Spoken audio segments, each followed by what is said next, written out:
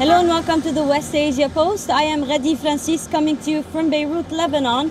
And this is WION's weekly show where we bring you all things new from the world's most volatile region. On the show this week, tensions between Israel and Lebanon reach an all-time high, with the chief of Hezbollah group, Sayyid Hassan Nasrallah, issuing a stern public warning and also sending a drone called Hudhud flying over Haifa. These tensions at the border mirror internal problems for the Israelis as well, with fresh protests against Netanyahu. And on the other side of West Asia, during the Hajj pilgrimage, the global heat wave turned fatal. This and a lot is lined up, but first, let's take a quick look at the headlines. An overnight wildfire swept through villages in Kurdish regions of southeastern Turkey, killing 5 and injuring more than 44 locals. Israel's foreign ministry said it summoned Armenia's ambassador to Israel after the country officially declared that it recognizes the state of Palestine. Israeli forces have released 33 Palestinians from detention. The released prisoners from Gaza have detailed testimonies of torture in Israeli prison, where thousands more have been detained since October 7, as per Hamas. Let's go to Gaza, the center of it all. Palestinians in Gaza are still under dire conditions. The Israeli soldiers continue their onslaught in the enclave, with global community watching in vain. We bring you a quick look at what this past week was like living under siege and bombs in Gaza.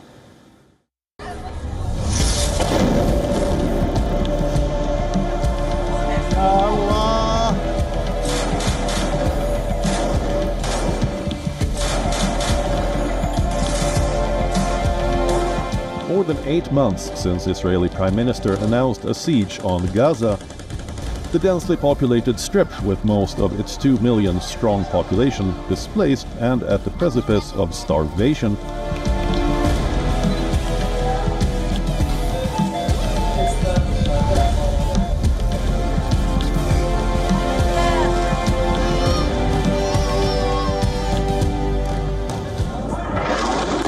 Israeli military operations kill over 37,000, most of them women and children.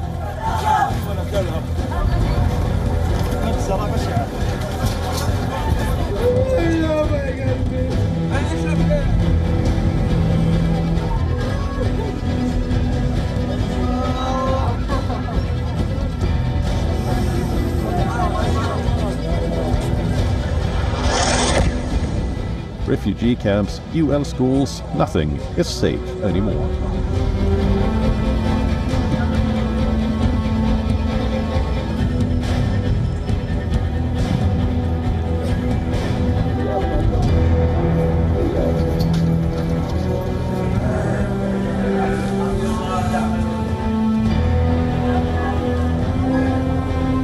From dawn to dusk, season after season, festival after festival, Gaza continues to crumble.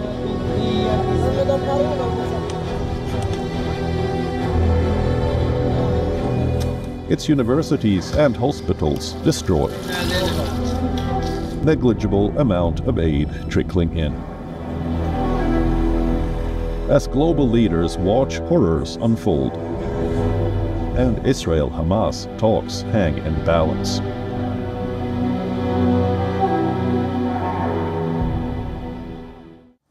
Lebanon. For the past 7 months or so, the Israelis have been threatening and warning Lebanon, and Hezbollah has been striking back. We have been talking about the full-blown war possibility in almost every episode, but nothing turned into a full-blown war. But this week, something new happened. The strongest message was sent by Hezbollah. An American envoy was in Lebanon to mediate on the Israeli-Lebanese tensions. The Israelis issued a warning that they would strike Lebanon. In return, Hezbollah issued drone footage of a drone called Hudhud flying over Haifa without being intercepted. Now, this is something new. Also, The chief of Hezbollah, Sayyid Hassan Nasrallah, sent a very public, strong, stern warning. We tell you more. Tensions between Lebanon and Israel have reached an all-time high. Since October 7th, both sides have been involved in a constant crossfire. But this past week, Hassan Nasrallah, leader of the Hezbollah group, sent out a clear message to Israel in a televised address. Hezbollah will stop at nothing if Israeli forces do not exercise restraint. Israel knows that no place in the entity will be safe from our missiles and our drones, and our strikes are not indiscriminate. Every missile is targeted, every drone is targeted, and the proof of that is the hudud. It knows that we have a list of targets, and we have the ability to reach these targets, which will shake the foundations of Israel. The warning came on the heels of a video released by the powerful group. Visuals showed drone footage of northern Israel. The message in the video said that the aerial footage shows sensitive facilities and infrastructure of Israeli defense and energy in and around the city and port of Haifa. If war is imposed on Lebanon, the resistance will fight without restraints, without rules and without limits. Israel knows it has to expect us, but not like before. In the past, it expected us and we were good, but now it should expect us by land, air and sea. The 9-minute video shows visuals captured by Hoopoe, a reconnaissance drone inspired by the bird. Its presence going undetected by Israel's high-end anti-air defense system. The video has triggered a series of reactions from the Israeli citizens and media. Many call it worrying, not because it is a recording of war, but a display of Hezbollah's intelligence capabilities. But what triggered Nasrallah's latest public warning? Hezbollah's reaction follows Israeli military saying that it has approved plans for a Lebanon offensive. The revelation came in the backdrop of a fresh wave of Israeli strikes that killed more Hezbollah fighters, including a commander. The looming threat of a spillover war with Lebanon has been hanging by a thread since 8 months. While Hezbollah says a ceasefire in Gaza will put an end to regional tensions, Israeli forces are ramping up efforts and plans to conduct an all-out offensive in Lebanon. The developments also coincide with the visit of US mediator Amos Hochstein to Israel and Lebanon. As tensions escalate, Washington is pulling out all stops to deter both sides from engaging in a war. The Hezbollah group does not have its presence only in Lebanon. Should an all-out war begin between the two sides, the West fears it will also trigger a reaction from allies in Syria, Iraq, Iran and Yemen. The latest tensions and relay of messages, it's also triggered reactions from people on both sides of the border. The Lebanese citizens, though cautious, are seemingly not worried and stress on the need for a ceasefire in Gaza to ensure regional peace. The Israelis, on the other hand, are concerned about its government and military not doing enough to keep the tensions from escalating into a full-blown war with Lebanon. The next few weeks are crucial for West Asia. Global mediators are struggling to contain the volatility, and it is becoming increasingly clear. The region's stability rests on the crisis in Gaza. It is only a matter of time before a spillover turns into a full-blown war, at a time when the world is already scrambling to stay afloat amid an economic crisis. Bureau Report WION, World is One. Let's talk about the Israelis. Aside from the never-ending onslaught in Gaza and the failure to eliminate Hamas, aside from the tensions at the borders with Lebanon and the stalemate over there, inside Israel, there's an existential crisis in the political spectrum. Everybody's asking, is it the end for Benjamin Netanyahu? Protests, fresh protests on the streets, and the war cabinet ceased to exist. We tell you more in this report.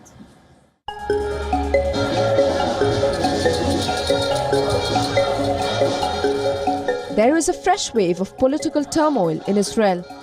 Benjamin Netanyahu is once again at the epicenter of a crisis that does not seem to be getting any better.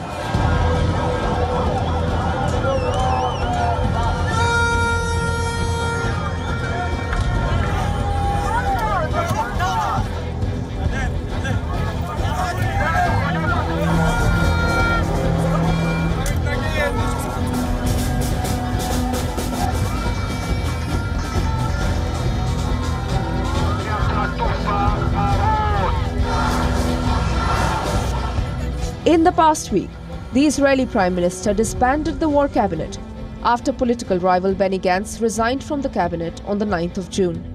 The Special Unity Team was formed to take critical decisions in the aftermath of the October 7th attack. But for months, all had not been well within the cabinet. Opposition leader Benny Gantz had on several occasions demanded an action plan on Gaza from Netanyahu. More than 8 months into the war, the Prime Minister is yet to achieve the targets he set out, eliminating Hamas and bringing the hostages back home. On the diplomatic front, talks with Hamas also hang by a thread as mediators run from pillar to post, trying to get both parties back on the negotiation table. That's not all. Israel's closest ally US is also miffed at Netanyahu over the growing humanitarian crisis in Gaza, the mounting death toll, and an ongoing Rafah invasion. The Israeli Defense Forces are also under the scanner for ignoring crucial intelligence on October 7th attacks. A document compiled by the IDF's Gaza division warned that Hamas was preparing for the assault and planned on taking between 200 to 250 hostages. The report is titled Detailed Raid Training from End to End. It described a series of exercises from Hamas's elite forces, including how to take hostages.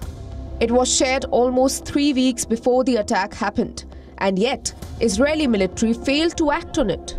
The latest revelation brings back into focus Israel's Hannibal Directive. An earlier report by Israeli media had revealed that IDF had deployed the Hannibal Directive on October 7th.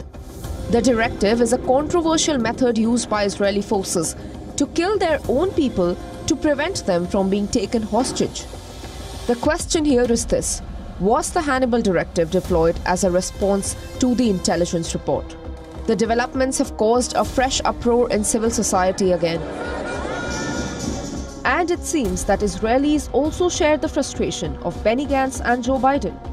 Yet again, thousands of citizens took to the streets, demanding that Bibi resigns and early elections be held.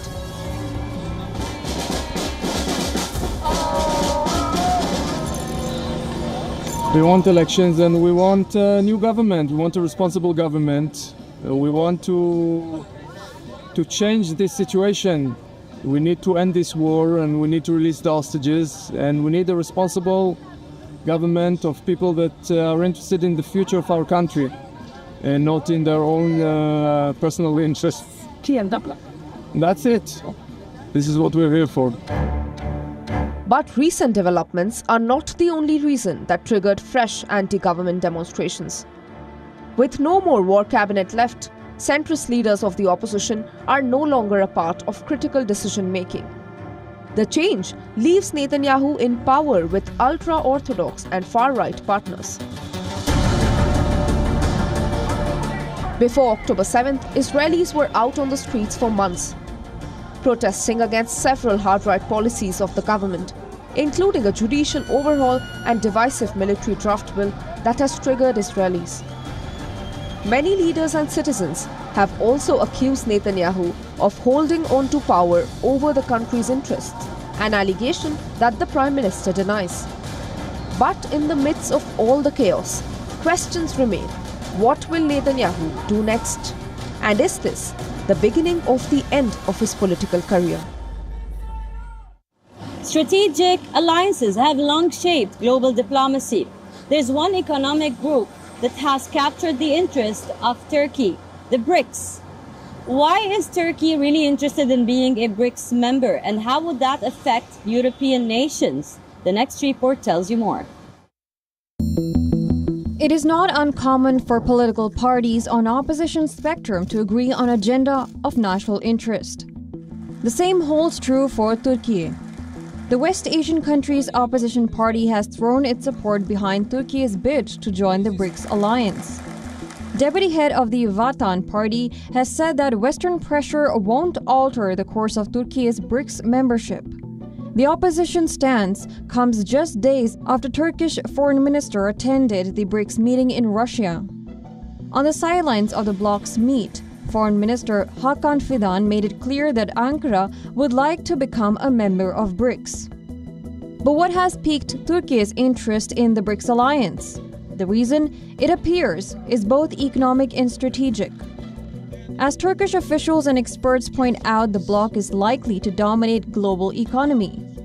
An acronym for its core early members: Brazil, Russia, India, China, and South Africa. Many countries in the world view BRICS as an alternative to the G7 bloc, and an alliance that represents a shift in global power dynamics as well. Analysts peg changing power structures to also be a driving factor behind Turkey's bid to join BRICS. Should Turkey become a member, it will be the first NATO ally to join the bloc. Turkish officials have also pointed out to stalled accession to the European Union as a trigger as well. More importantly, the caveats that come with joining an alliance are of grave importance as well. Unlike with NATO and EU, joining BRICS does not require stringent political and economic commitments for a country. But Ankara's interest in a bloc led by China and Russia has raised many eyebrows in the West. Despite the pushback, Turkey's top brass across political lines remain steadfast in their bid. Given Russia's interest in the West Asian nation's membership, it seems to only be a matter of time before Turkey becomes a BRICS member. The bloc, which extended an invite to several nations in West Asia last year, has become a cause for worry for the US and European nations. The global heat wave did not spare West Asia. It did not spare the Muslim pilgrims in Saudi Arabia last week. Many died. And this raised attention once again to climate change. The next report tells you.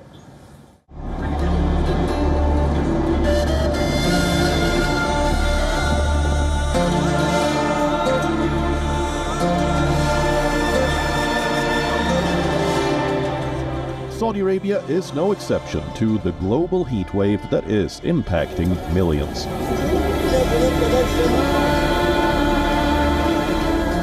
In the Muslim holy city of Mecca, thousands braved the rising temperatures to perform Hajj.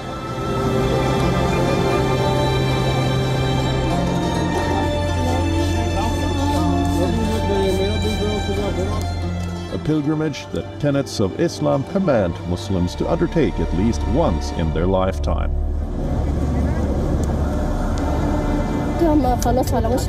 We thought we were about to die. We didn't even have the strength to reach the tails due to the extreme heat. My hands were shaking, my body was about to collapse, and I was unable to continue.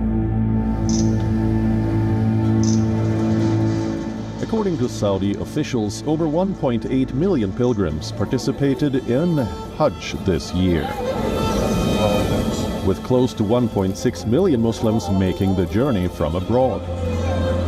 The Arab Kingdom said that authorities have made logistical arrangements, keeping in mind the heatwave conditions.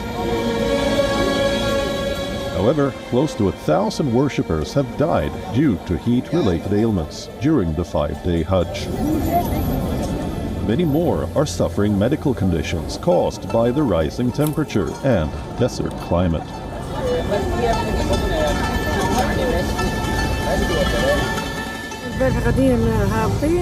Yesterday we were on our way and we saw corpses on the road. They were covered white on the road because the temperatures here are really high. And I'm not just talking about old people. Young people have died too. But praise God, if He wanted people to die here, praise God. The incident has given rise to several questions around climate change and weather-related challenges in undertaking religious practice.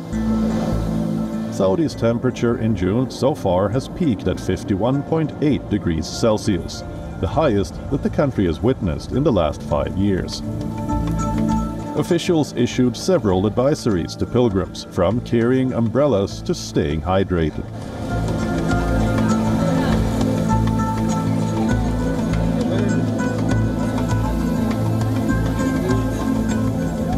Given the heat wave, over 10 countries have reported deaths of pilgrims in Saudi Arabia during this year's Hajj. But this is not the first time that the pilgrimage has reported such a high death toll.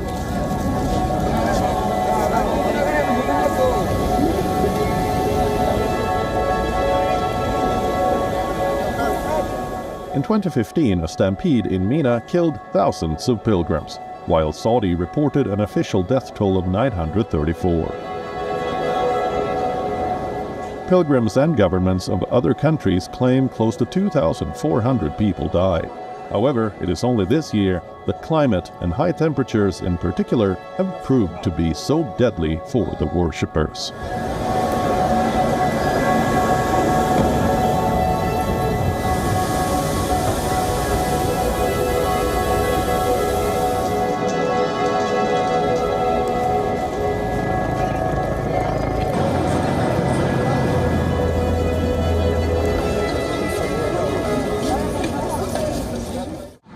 It was Eid al-Adha last week. But is there really Eid in times of massacres, onslaught, death and despair, even famine? Muslims across West Asia did not really live the Eid very happily, but still, some celebrated. In the next report, we bring you a roundup of how the region celebrated Eid al-Adha. Take a look.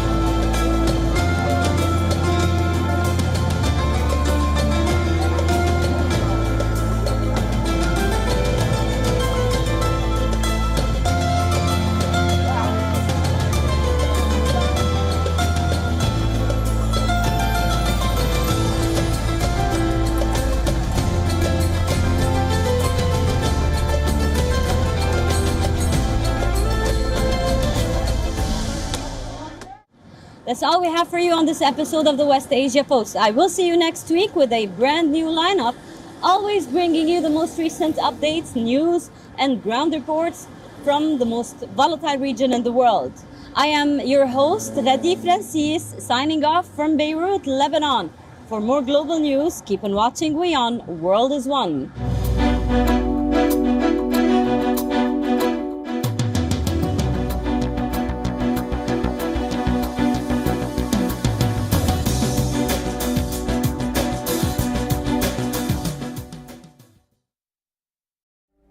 Namaste. Hello friends. We did Dr. Subhash Chandra show, popularly known as DSC show, for 4 years, from August 2014 to August 2018. 28 states of Bharat. Of course, we reached out to all of you in 190 countries across the world. The show was very successful. Each episode was being watched by almost 25 million people every week. For past 6 years, the demand of the show has never died down. People write to us, people ask for the show to restart again. Hence, we are beginning the show once again on All Z Network, also on WION, which is the global network channel from India. Again, thank you for your love and affection. See you soon at Subhash Chandra Show.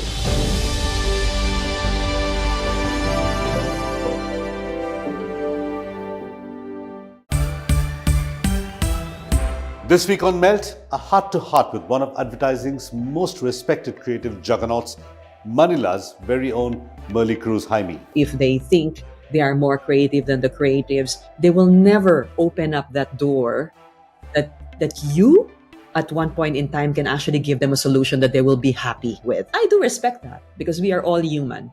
But on the level of someone that is not a partner, and it moves to being partnership, I think there is only one way to do that. You have to be real and genuine.